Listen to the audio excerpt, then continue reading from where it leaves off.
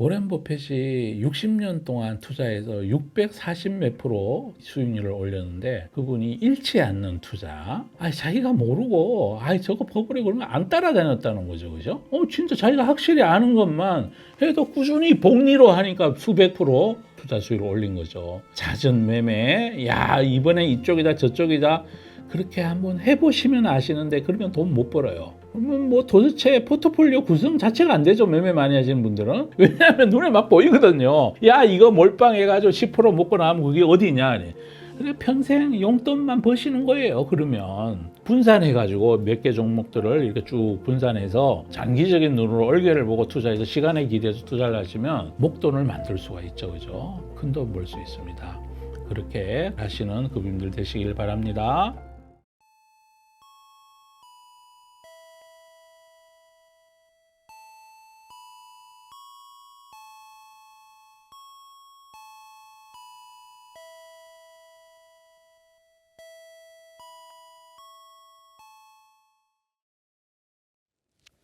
네, 우리 고객님들 안녕하십니까? 오늘은 1월 28일 수요일입니다. 수요일 날 시장이 마감한 다음에 이 영상을 촬영합니다. 오늘 영상의 주제는 1월 시장을 한번 돌아보는 그런 시간을 갖도록 하겠습니다. 그리고 나서 앞으로는 어떻게 될 건가 이런 얘기도 자연스럽게 함께 나눌 수 있겠지요. 1월 달은 우리나라하고 글로벌 시장이 조금 다른데요. 글로벌하고 우리나라 시장의 공통점이 하나 있고요. 그렇지 않은 것도 있는데, 이제 우리나라 시장이 1월 들어서 굉장히 좋죠, 그죠? 좋은데, 이건 우리 시장에만 있는 독특한 현상이 하나 있었는데, 부동산에 대한 규제가 훨씬 강화됐습니다. 부동산으로 자금이 가는 거를 거의 사실은 온천 차단한 셈이에요. 양도세, 중과세, 이제 유예해 놨던 거, 이번 5월 달 되면 다시 중과세를 하겠다 그러고, 그러면 다주택자들 이거 부동산 팔아야 되겠죠, 그죠?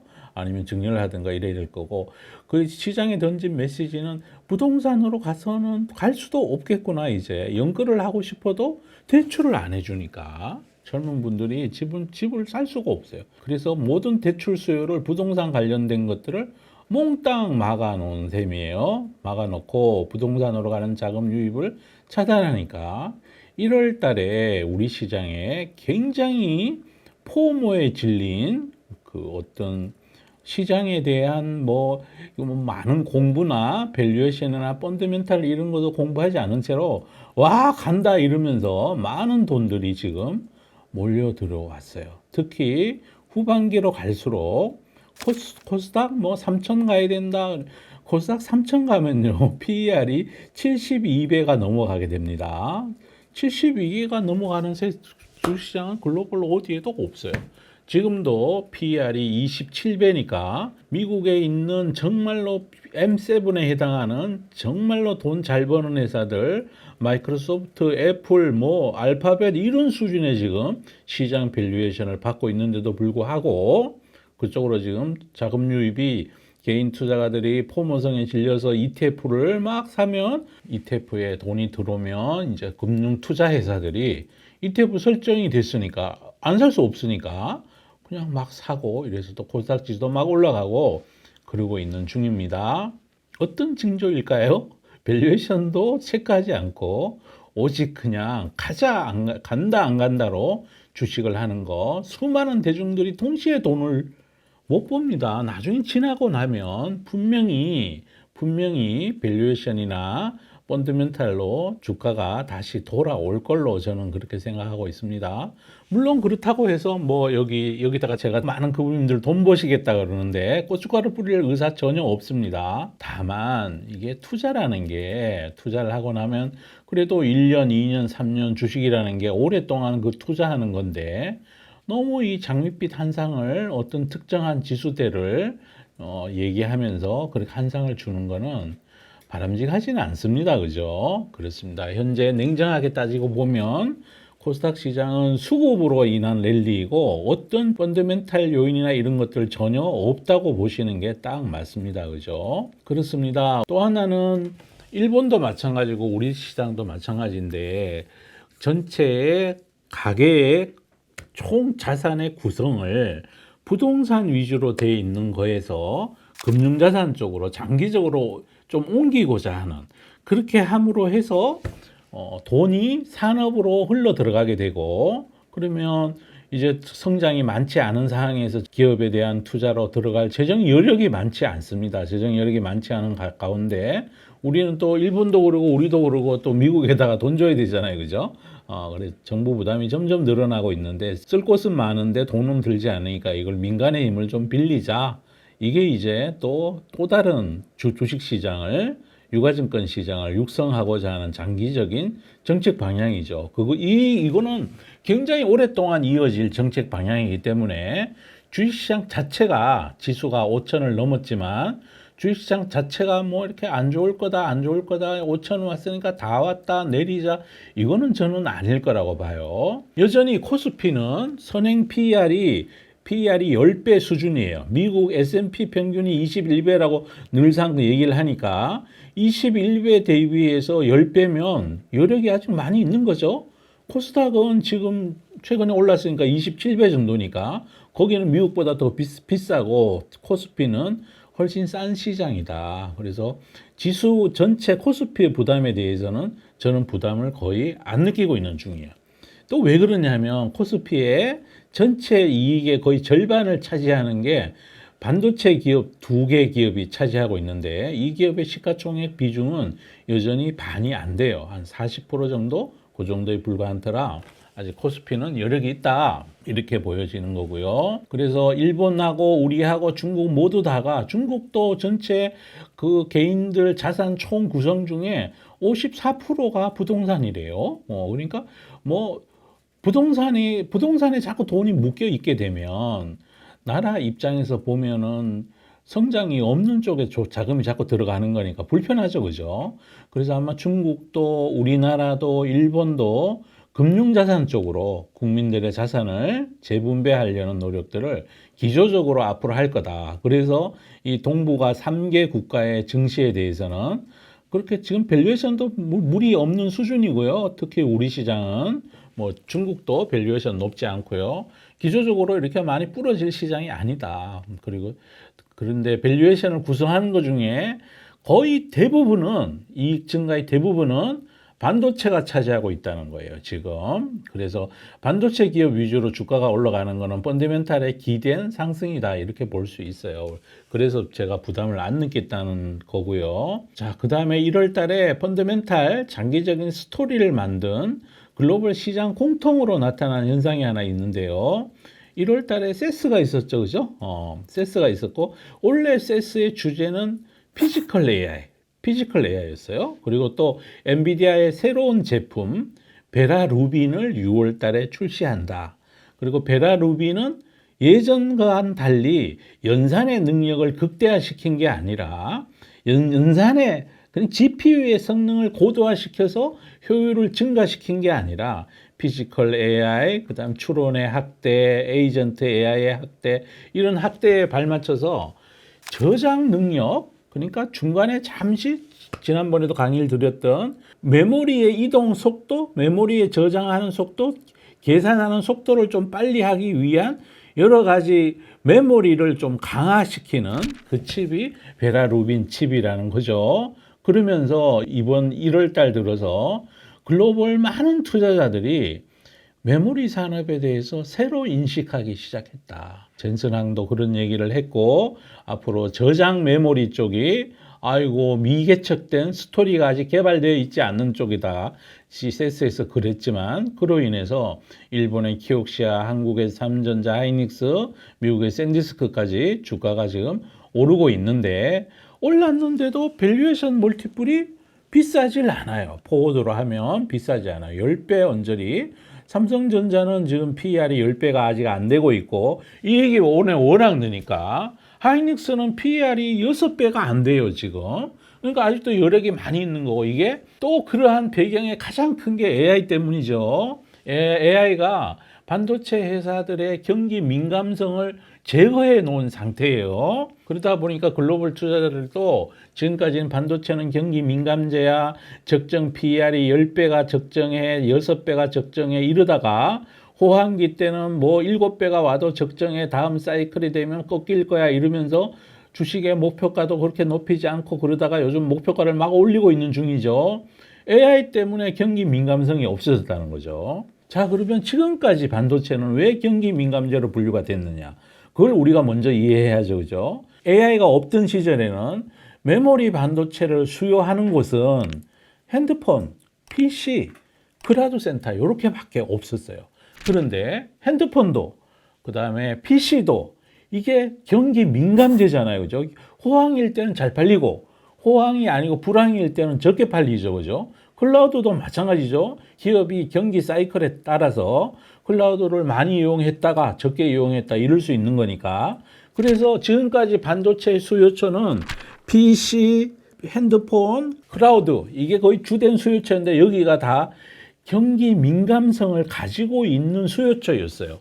그러니까 경기가 호황기 때는 반도체 가격이 막 올라가고 생산도 늘고 뭐 갑자기 매출도 늘어나고 이러다가 경기가 OECD 선행지수가 꺾이고 경기가 꺾인다고 얘기가 나오면 그때부터 발작이나 하듯이 좋은 실적 나왔다고 주식을 팔아야 경기가 다운턴에 들어가면 PC나 핸드폰이 적게 팔릴 거니까.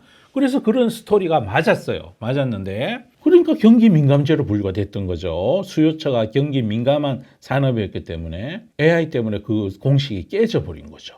그런데다가 AI가 수요를 더 엄청나게 증가시키고 있는 중이에요. 이제는 낸드가 올해부터 또 하드가 되고 있는데 엔비디아의 베라 루빈이 내년에 10만 대 정도 출하된다고 그럴 때 전체 낸드 시장에서 거의 9%의 쇼티지를 만들 거라고 그러거든요. 그러면 이게 이제 그야말로 이제 공급이 부족한 사이클이 돼 가는 거고 AI에 대한 것도 지금까지 계속해서 AI 버블론 많이 그랬잖아요. 작년에만 그래도 이제 진짜 옛날 얘기 된 것 같지 않습니까? 이번에 세스에서도 젠슨 항이 AI는 전기나 수도, 철도, 전력 뭐 이런 것 같이 인프라가 돼 간다고 그렇게 지금 얘기를 하고 있어요. 그러니 당연히 인프라가 뭐예요? 경기가 부진하거나 경기가 좋거나 꾸준히 투자해야 되는 게 인프라잖아요. 그죠? 그러니까 지금 뭐 AI에 대해서 뭐 데이터 센터의 증설 늘어난다 뭐 이거는 이제 공식이 됐고 어느 누구도 요즘은 AI 버블론 얘기를 안 하고 있는 중이에요. 최근에 나온 뉴스로 미국에 있는 엔트로픽이 펀딩을 하는데 시가총액을 3,500억 달러 인정을 받았고 3,500억 달러 인정을 받았는데 돈이 모여든 돈이 예상했던 거의 2배가 지금 몰려들었다 그래요. 이번에 펀딩한 게 100억 달러든가 뭐 펀딩을 했다 그래요. 원래는 한 50억 달러만 필요하다 그랬는데 모델 만드는 회사가 사람 인건비가 전부니까 뭐 그렇게 많은 돈이 필요하지는 않죠. 그죠? 근데 어쨌든 그랬다 그래요.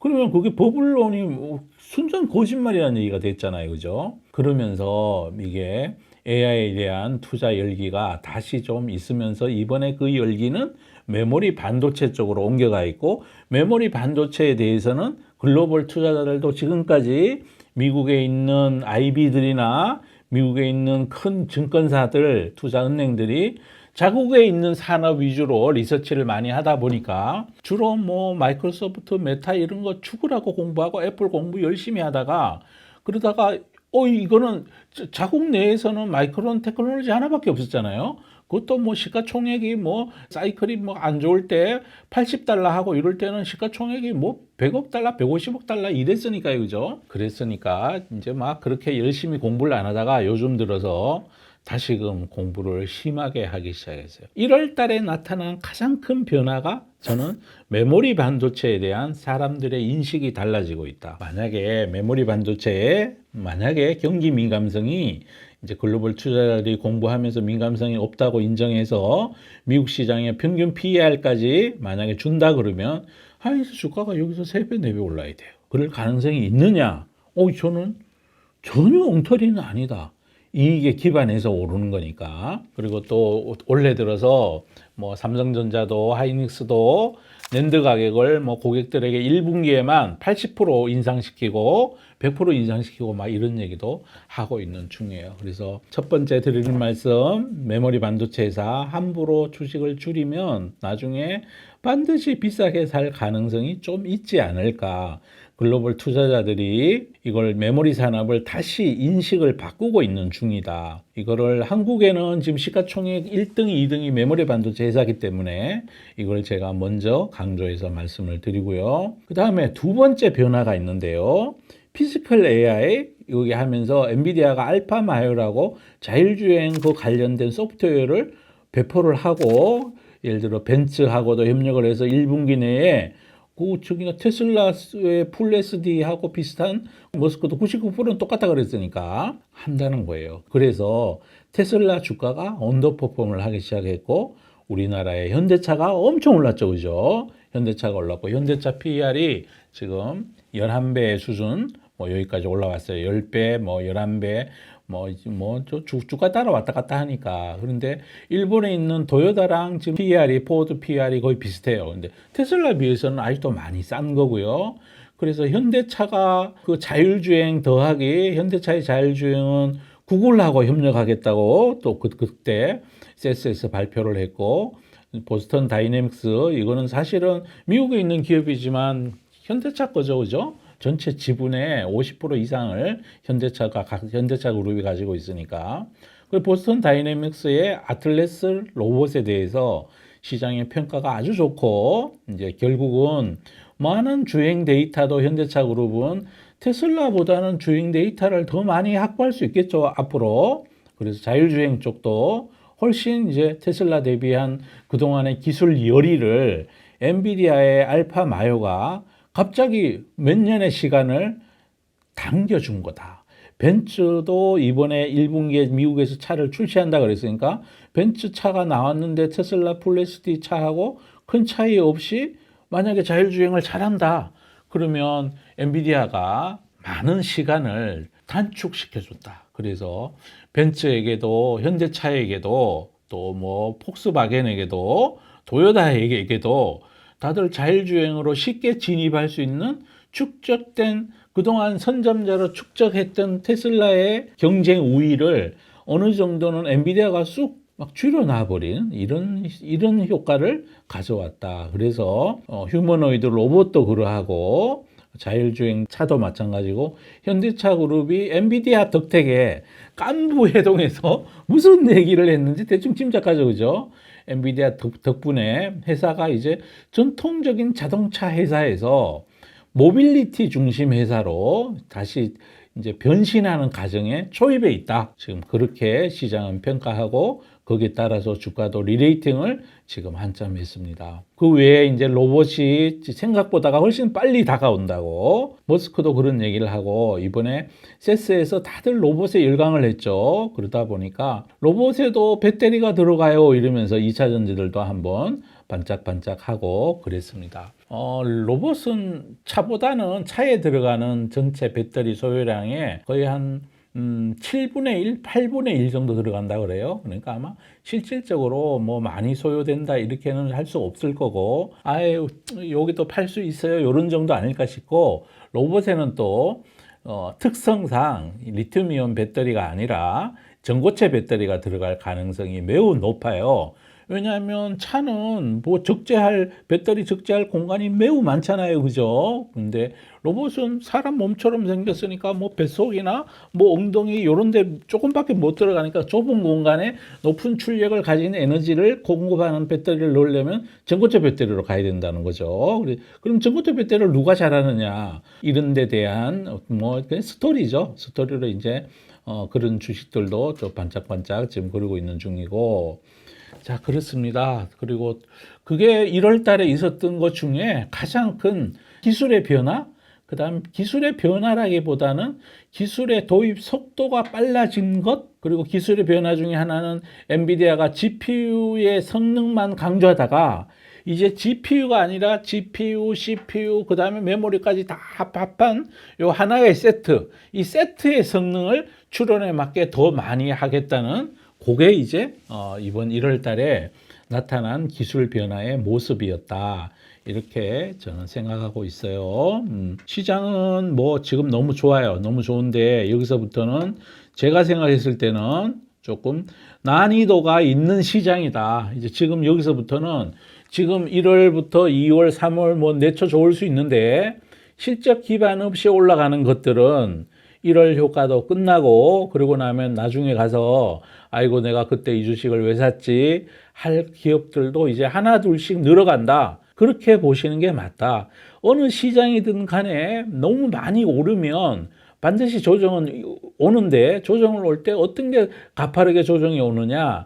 실적 기반으로 올라간 기업들은 조정의 폭이 현저히 적고 실적이 아니라 스토리로 올라갔던 기업들은 아주 작살이 납니다. 작살이 나요. 그래서 그거는 조심해서 여기서부터는 조심해서 해야 된다. 이렇게 보시면 좋을 것 같아요. 그래서 1월달 시장 뭐 세스에 나온 휴머노이드 피지컬 AI 그다음에 엔비디아의 베라 루빈의 어떤 설계의 조금의 변화 이런 것들이 전부 다가 1월 시장에 영향을 줬고 특히 우리나라 시장은 정부의 정책 의지 시중의 자금을 주식시장으로 몰고 가려는 정책 의지도 제법 많이 반영돼 있다. 그리고 또 1월 달에 에너지 관련돼서 각 정부의 정책들이 바뀌었죠. 우리나라도 원전을 2037년, 8년 건림 가동을 목표로 해서 대형 원전 2기를 가동한다고 어제 공식적으로 발표를 했고 지난주에는 일본도 원자력 발전을 부활하겠다고 정책을 바꿨어요. 그게 이제 영향이 있었고 그다음에 뭐 그린란드 사태, 트럼프 행정부의 이런저런 서방구 장악 의도, 베네수엘라 사태, 그린란드 사태 여전히 진행 중이고 거기에 따라서 글로벌 방산 수요는 계속 늘어날 거니까 방위산업체 주가 좋아지는 것들 방위산업은 이익이 늘면서 올라가는 거니까 저는 불안하지 않아요. 그래서 이런 기업들 위주로 1월 달에 아웃퍼폼을 했다. 그렇습니다. 그런데 2월은 또 어떻게 될까요? 데이터 센터 늘어난다 그러니까 전력 관련돼서 아까 원자력 말씀드렸지만 원자력 관련 기업들도 뭐 시간은 원래 원자력 발전소는 지금 짓는다 그래도 완공 때까지 막 7년, 8년 걸리잖아요. 대형 원전은 입지, 선정부터 설계부터 해서 시간이 오래 걸려요.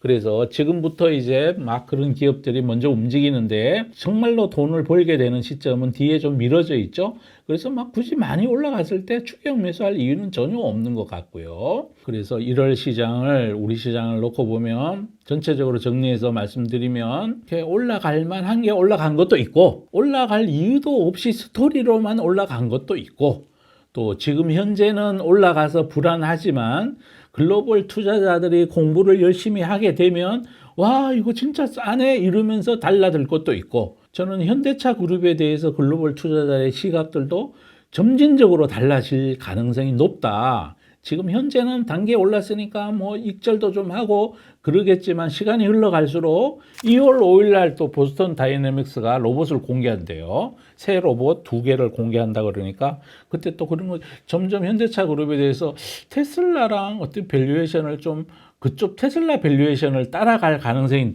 점점 높아진다. 밸류에이션을 전통 자동차 만드는 PER 6배, 7배 이런 기업을 따라가는 게 아니라 예를 들어서 뭐 미국의 GM이나 포드 이런 밸류에이션이 지금 PER 6배, 뭐 7배 이러고 있는 중이거든요. 그러면 여기서 리레이팅을 했으니까 현대차의 밸류에이션이 다시 7배로 내려갈래요? 그러면 주가가 30만 원대로 가야 되는 거죠. 그죠? 그런데 그렇게 될 가능성보다 글로벌 투자자들이 이제 막 바뀌어 있는 새로운 현대차의 모빌리티 기업으로의 모습 보스턴 다이내믹스의 산업용 로봇에 대한 애틀래스에 대한 재평가 그리고 또 자율주행에 대해서 엔비디아하고 협력하고 구글과 협력해서 한꺼번에 이제 테슬라가 오랫동안 쌓아놨던 기술 우위를 한꺼번에 좀 단축시켜가지고 따라가게 됐을 때 현대차의 멀티플이 누구를 따라갈 거냐 PER 밸류에이션이 저는 이제 점점 위로 올라갈 가능성이 좀 있다 이런 생각을 하고 있는 중이고요. 이제 그런 기업들이 있고 그렇습니다. 그리고 뭐 그분들 가끔 그러잖아요. 우리 언론에 보면 뭐 이번에는 조방원, 이번에는 금반지 투자는 기업 단위로 해야지 섹터 단위로 하는 거 아닙니다.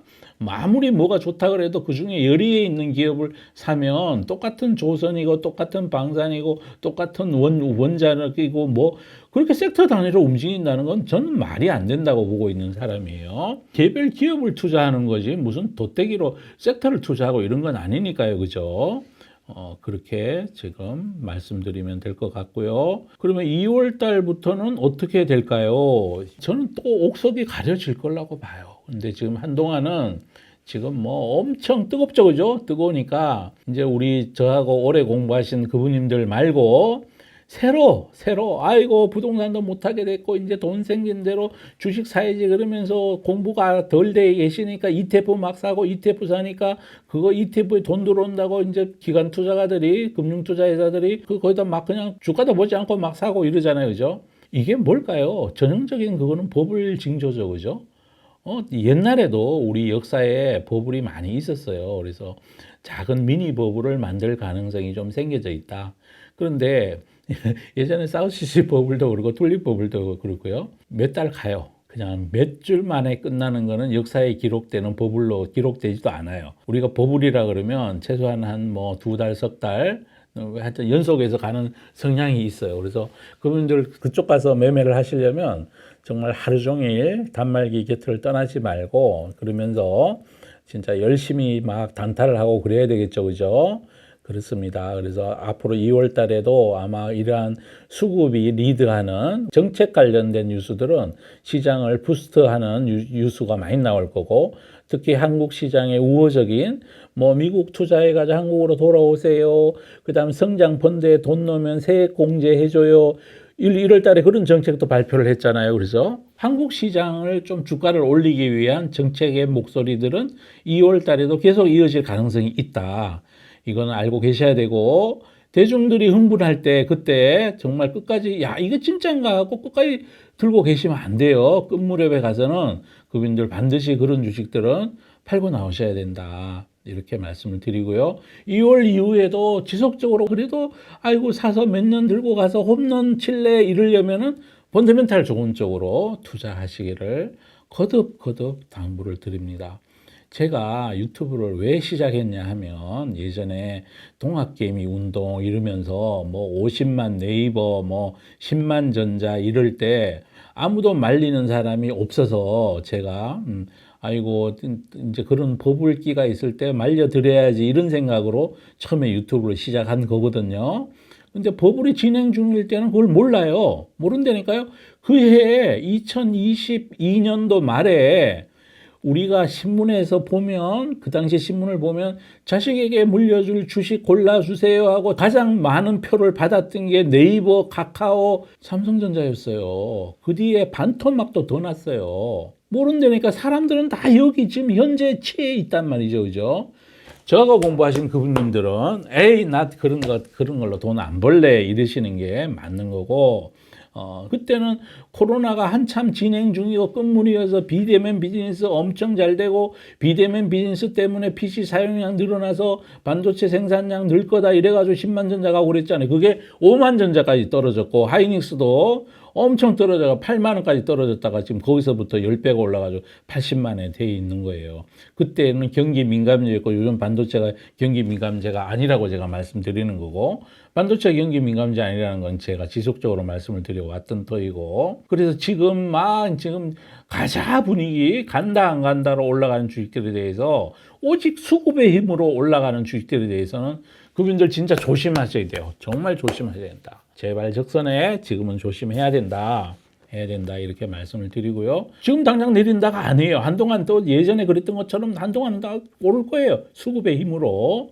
개인 투자자들이 지금 정말 뭐 증권사에 계좌 개설하는 사람 많다 그러잖아요. 그 사람들이 주식을 공부한 게 아니니까 이제 됐든 뭐 아이고 ETF는 그래도 안전해 그러면서 ETF에다가 돈을 넣는다니까요. ETF를 돈 넣으면 기관들은 ETF에 돈 들어온 것 같고 자꾸 그쪽에 펀더멘탈도 고려하지 않고 PER 몇 배인지도 고려하지 않아요. 지금 그냥 막 사는 거예요. 지금.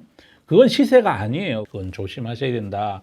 이렇게 말씀을 드리고요. 2월 달에도 3월 달에도 앞으로 계속 그렇겠죠. 펀더멘탈 좋은 기업을 자꾸 찾으려고 그분들께서 노력을 하셔야 됩니다. 여전히 AI는 이제 시작이고요. AI는 시작입니다. 제 생각에 AI는 정말 시작이 맞는 것 같고요. 이제 몇 년 지나고 나면요. 반도체 교체 수요 얘기까지도 나올 거예요. 휴머노이드 로봇, 자율주행 이것도 다 쇳덩어리 만드는 것보다가 뇌를 만드는 게 훨씬 더 비싼 값을 받겠죠, 그죠? 거기다가 가점돼 있고, 삼전자, 뭐, 그 다음에 하이닉스는 증설도 많이 안 한다 그러잖아요. 이쪽이. 그래, 투자할 만하다. 이렇게 생각하고 있습니다. 기술 변화, 문화 변화, 또 올해 들어가지고 방탄소년단 복귀한다고 지금 하이브 엄청 오르고 있죠, 그죠? 어제는 뭐 멕시코 대통령도 추가로 공연 좀 해주면 안 되냐고 로비를 할 정도라 그래요, 그죠? 얼마 벌지 몰라요, 원래 방탄소년단이. 펜딩된 수요가 있어서 도대체 얼마나 많이 돈을 벌어올지 증권사에서 예측하는 대로 뭐 영업이익 5천억 원 벌고 말지 1조를 벌지 이건 몰라요, 그죠? 그건 원래 있는 특이한 꿈이 있는 기업이고 나머지 뭐 조선 이런 쪽도 많이 올랐어요. PER들을 한번 체크해 보시기 바랍니다. 그분들 정말로 장기적인 눈으로 산업 전체를 보면서 그렇게 투자하셔야 돼요. 오른다고 다 그게 진짜는 아닐 수 있어요. 어쩌면 그게 진짜 막 독이 많이 발라져 있는 사과일 수 있어요. 빨갛긴 한데, 그런데 이제 좀 조심해야 된다. 그래서 돈을 버는 구조, 그 눈을 키우셔야 돼요. 얼개를 보고, 구조를 보고, 이게 진짜로 소중한 학습이다. 이렇게 생각해요. 요즘처럼 뭐 말 한마디 하면 다음날 막 빡 올라가고 그분인데 그건 투자 아니에요. 그건 투자 아니에요. 그거는 투기하는 거예요. 투기하는 거예요. 기업이 돈 버는 거를 정부가 만들어 줄 수 있나요? 못 만들어요. 정부가 어떻게 기업 돈 버는 걸 만들어 줄 수 있어요? 정부 돈으로 기업의 영업이익을 늘려줄 수 없어요. 지금 멀티플만 올려주고 있는 거예요. 이익은 그렇게 안 늘어나는데 주가만 세차게 올라가면 그분들 그때부터는 위험하다 이렇게 생각해야 돼요. 그리고 그분들 주식이 노름판의 칩이 아니에요. 그런데 칩처럼 거래될 때가 항상 있어요. 버블 구간에 이제 그럴 때 조심하셔야 된다고 말씀드리고 그렇지 않는 좋은 기업들도 있잖아요. 오르는데 이유가 있어 오르는 거. 그것들은 마음이 편해요. 한국 시장에 대해서 신흥 시장에 대해서 미국 투자가들 글로벌 투자자들이 또 미국이 글로벌의 인심을 잃고 있으니까 미국 자산 좀 줄여서 신흥 시장에 투자할래 이런 움직임도 일 수 있잖아요. 그리고 특히 이제 메모리 산업이 강한 우리나라에 대해서 외국인 투자가들이 비중을 좀 높일 수 있어요. 비중을 높이면 그런 것들은 안전하죠. 그죠? 떨어지면 외국인이 사줄 거예요. 이게 지금 PR이, 하이닉스 PR이 6배가 말이 되냐 이러면서 경기 민감성은 없는데 왜 떨어져서 이러면서 그럴 수 있다는 거죠. 삼성전자도 마찬가지고 펀더멘탈 좋아져서 올라가는 기업 위주로 그분들 투자하시길 바랍니다. 워렌 버핏이 60년 동안 투자해서 640 몇 프로 수익률을 올렸는데 그분이 잃지 않는 투자. 자기가 모르고, 저거 버블에 그러면 안 따라다녔다는 거죠. 그죠? 진짜 자기가 확실히 아는 것만 해도 꾸준히 복리로 하니까 수백 프로 투자 수익을 올린 거죠. 잦은 매매, 이번에 이쪽이다, 저쪽이다. 그렇게 한번 해보시면 아시는데, 그러면 돈 못 벌어요. 정말로 못 벌고, 나중에 증권사만 좋게 하고, 그 다음에 나라에 세금만 많이 내고 그러실 거예요. 그러면 뭐 도대체 포트폴리오 구성 자체가 안 되죠. 매매 많이 하시는 분들은. 왜냐하면 눈에 막 보이거든요. 이거 몰빵해가지고 10% 먹고 나면 그게 어디냐. 그래 평생 용돈만 버시는 거예요. 그러면 용돈만 버시는 거고 분산해가지고 몇 개 종목들을 이렇게 쭉 분산해서 장기적인 눈으로 얼개를 보고 투자해서 시간에 기대해서 투자를 하시면 목돈을 만들 수가 있죠. 그죠? 큰 돈 벌 수 있습니다.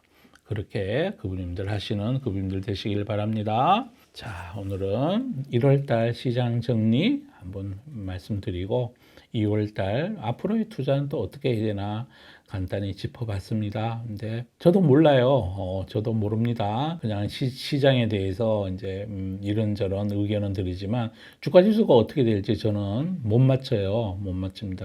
그거 맞추는 사람 세상에 아무도 없다고 보셔야 돼요. 다만 제가 말씀드리는 거는 우리의 투자 문화, 정부의 정책 방향 이런 걸 봤을 때 한동안 강세가 이어질 거고 또 하나는 우리 기업의 AI 시대의 시가총액 상위 기업들의 펀더멘탈의 변화, SK, 그 다음에 삼성그룹, 여기에 반도체 기업들, 그리고 또 정부의 밸류업 정책, 그 다음에 현대차 그룹의 변신, 이런 것들은 평가해 줄 만하다. 이렇게 말씀드리면 그런 기업들의 주가가 안 떨어지면 지수가 많이 조정받지 않지 않을까? 그런 희망 섞인 전망을 해보고 있습니다. 자, 여기까지 시장 정리 간단히 드렸습니다. 뭐 또 제 얘기가 불편하신 분들도 계실 수 있어요. 그죠? 근데 뭐 어쩔 도리가 없습니다. 제가 주가에 개입하는 사람이 아니에요. 저는 우리 그분들 돈 잃는 거, 잃는 투자하지 마는 그걸 말씀드려야 되는 게 제가 해야 될 역할이라서 이런저런 뭐 잔소리 같은 얘기도 하고 지금 그러고 있는 겁니다. 그래도 단기는 막 많이 오를 수 있어요. 그건 잘 모르겠어요, 제가. 저는 오직 뭐라 그러나요? 사격을 할 때 이제 조준선 정렬을 하고 표적을 보면서 사격을 하는 스타일이지 도대체가 흔들리는 총에 조준선 정렬도 되지 않고 표적도 어디인지 모른 채로 오직 그냥 수급의 힘으로 주가가 왔다 갔다 그런 것들은 전 투자 대상으로 삼으면 안 된다고 생각하는 사람이에요. 그게 투자를 오래 갈 수 있고 큰 돈 벌 수 있는데 굉장히 중요한 방법이다 이렇게 믿고 있습니다. 매매를 많이 해보신 분들은 아실 텐데요. 매매에서 돈 많이 안 벌려요. 이산저산 왔다 갔다 해봐야 정말 돈 안 됩니다. 포트폴리오 구성이 아예 되질 않고 몰빵하게 되고 그래서 이제 머릿속에 사람마다 틀린데 자기가 먹은 기억만 있는 사람들 아유 난 매매 잘한 것 같아. 그런데 1년 지나고 보면은 이런 것도 만만치 않게 많아서 비용으로 다 나갑니다.